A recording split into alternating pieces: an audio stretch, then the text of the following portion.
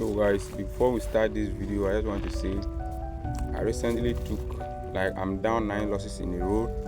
And before we get into the main video, I want to take a look at this and everything that I'll be putting on the screen. So I'm recently down 9 losses in a row, and I'm just here to share with you, as the thumbnail and the title already said, I am dropping gold for now. Not because gold have been punching me, but because that's how I just see it. And I just feel like dropping gold for now, or I might just drop it and just be trading what I'm about to be trading for now.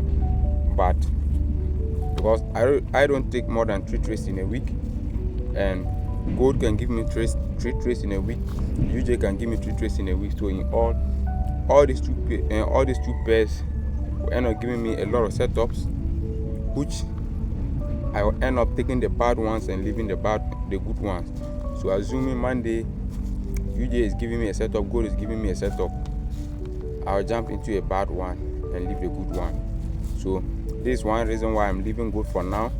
And the other reason is because I don't take more than 3 trades, and each pair can give me 3 trades in a week. So why do I need to be trading all the 2 pairs? Because it's just causing me to do more mistakes. And like the screenshots that already displayed in the beginning, all these screenshots are trades that stopped me out and went in my direction due to gold. Because gold have really been doing me dirty, I'm not going to lie. For the strategy, I would say the strategy is working, because the strategy is working. I can't say much about the strategy, but the reason why I'm losing is because gold is a kind of pair that to a lot of liquidity, only want to sweep a lot of liquidity, and most of the time I always fall for it.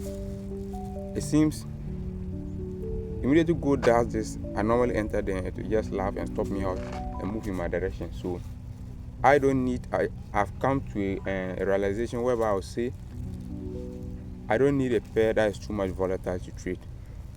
I just need a decent pair that can move, that can be day traded. A decent pair that can be day traded, you can enter and close within 24 hours. That's all I need. And UJ is that pair. UJ is not a slow pair, it's an active pair, a volatile pair to be that, but it moves more simply and not more chaotic and more volatile like gold. Because I've come to accept the fact that I am not that kind of trader that need too much volatile market to trade. I just need a simple market that can move smoothly to my TP or to my stop loss, not spikes.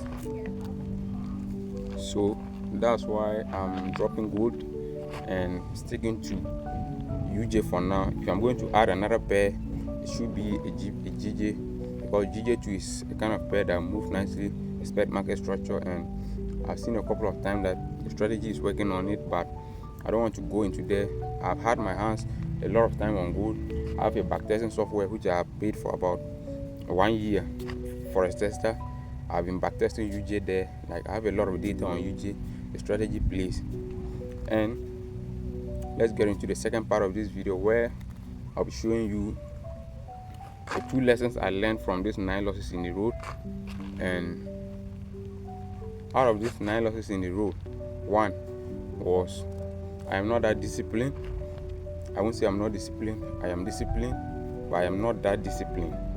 There are still setups or trades that I took in these 9 losses that I was not supposed to take. Almost 3 of them were out of my plan. I was not supposed to take them.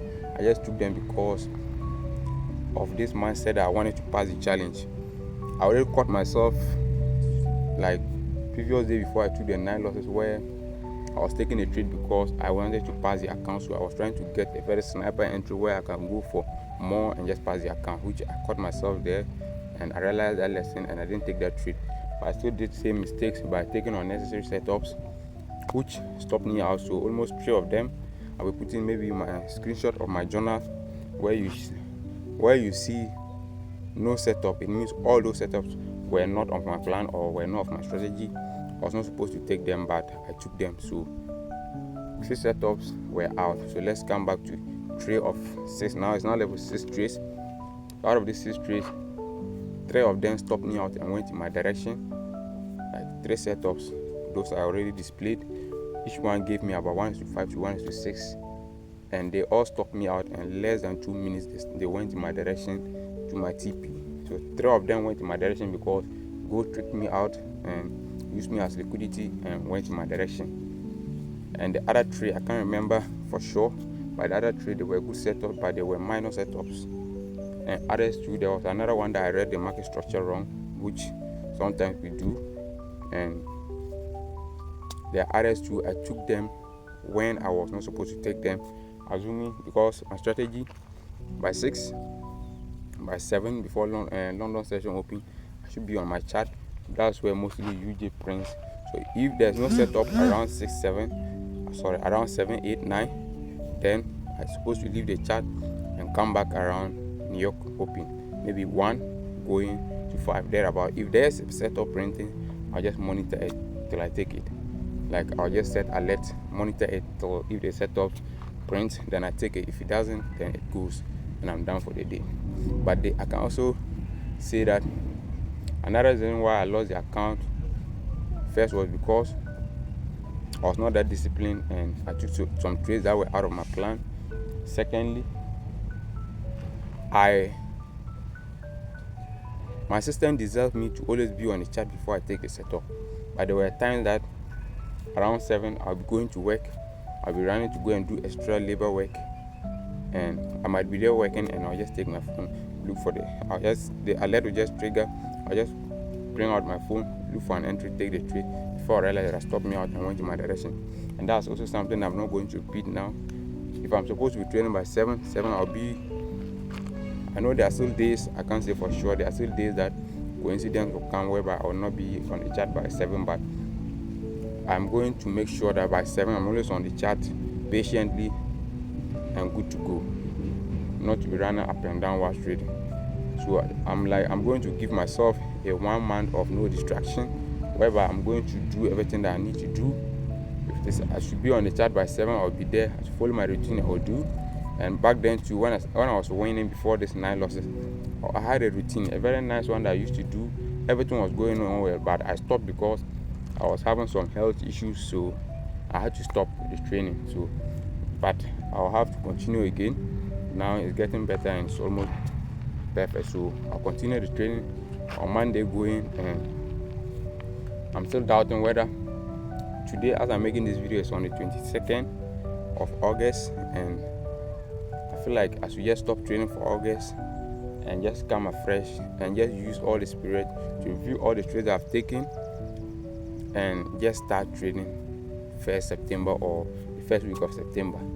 So that's what I'm also thinking, just to use all this month to put my more hands on the UJ pair that I'm going to be sticking to, and to just review all my entire trading journal and to just start trading on September. Because a few weeks ago I felt I was almost there. I felt like I was getting close to the dream. I felt like I was almost becoming profitable, and 9 losses in a row, and it's just crazy. So that's why I want to share with you the most true lessons why I lost the trade, which is I was not disciplined. I took trades I was not supposed to take, and I was not also my daily and my whole being was not structured well. Like in terms of trading, but not in terms of if I'm supposed to be there by 7. Sometimes I'm not. If I'm supposed to be there by 7, sometimes I'm not always there. Sometimes I sleep off because I work in the night, and these are the 2 main things that I need to really fix. And when it comes to the system is working. I just need to also get my hands on the entry, so that I will not always be stopped out before the trade move in my direction. So I don't want to make this video long. If you like this content, subscribe to the channel, like this video, and join my journey as we will see whether we become profitable or not. We've been in journey almost 2 years. We are going to 3 years now, because I started 2023, but let me just say almost the close of 2020. So basically 2024, 2025, and we are almost going to 3 years like that. So it has not been an easy journey, and we cannot give up. We just can't give up. So subscribe and join the journey. Let's see we will become profitable. That's the whole goal. So, and I've also been on YouTube for the past 2 years, but I've not been that consistent. So I'm just trying to be consistent, and just grow the channel. 2 years on YouTube with 300 subscribers is not enough, so subscribe. Let's grow. Let's see where we go. Peace out.